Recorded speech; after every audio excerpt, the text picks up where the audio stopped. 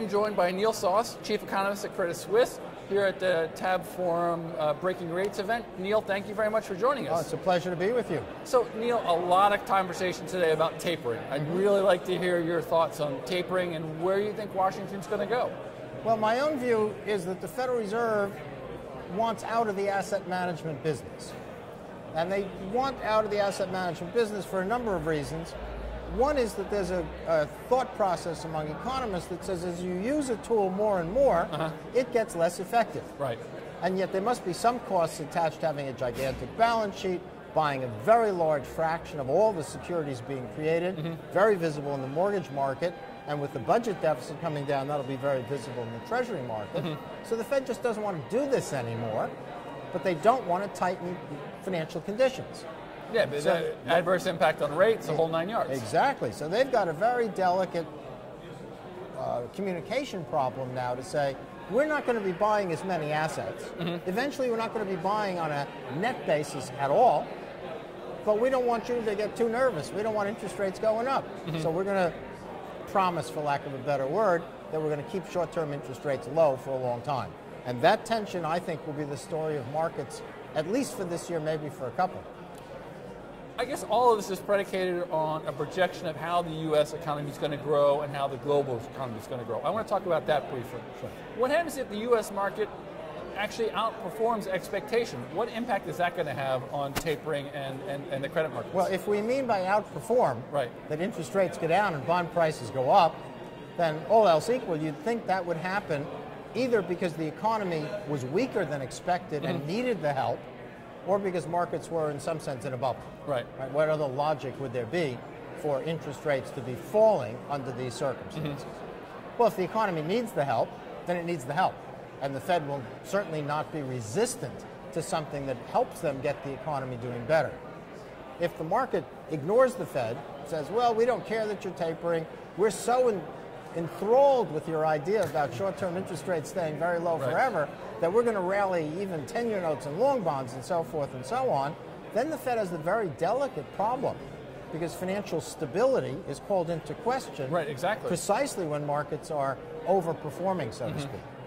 And what they'll do about that, we would have to watch and see. And do you see any of the changes with the new head of Janet Yellen, new head of Treasury? We've got changes, I guess, in the CFTC. You know, we've got an election coming up. Do you see the political sort of play impacting the decisions as we move forward, or is it basically the Fed is really going to stay a steady course and try to keep to their pledge?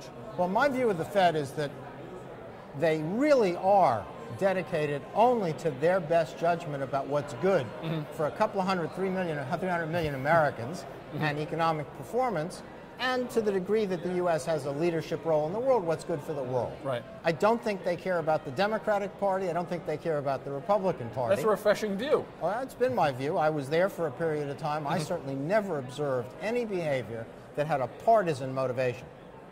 Now, that's different from a political motivation, right? Never for partisan purposes. Political is a different kind of issue. You want as much stability in the society as you can deliver, tends to be associated with good policy.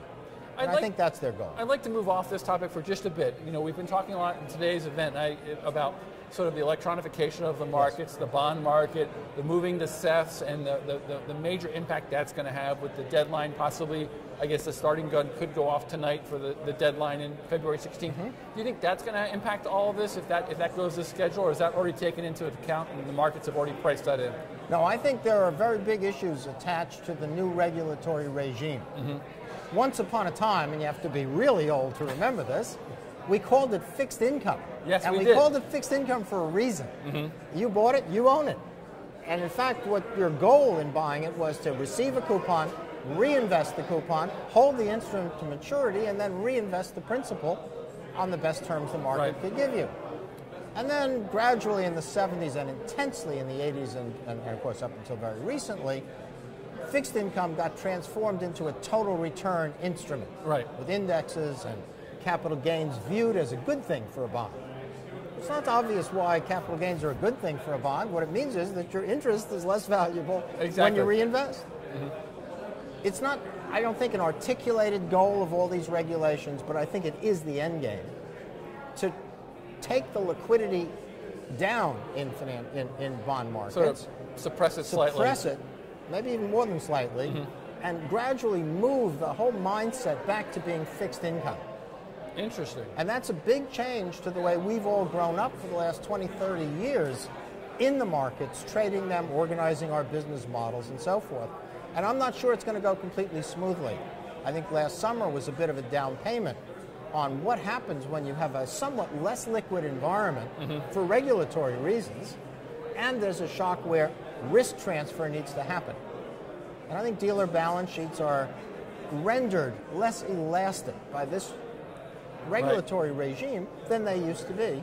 So I'm concerned, for lack of a better word, that we will see periodic outbursts of volatility as the market challenges the Fed's forward guidance. Risk transfer needs to happen, and the risk transfer is harder to achieve given the regulatory regime. I would love to have this conversation again in 5 years, because I think it would be a really interesting thing to see if this actually occurs, if we really do sort of take the long view and try to dampen this sort of transfer model. Neal, thank you very much for joining us today, and absolutely, I hope you enjoy the rest of pleasure. your time Thank at the show. Indeed. Congratulations on the forum. Thank you.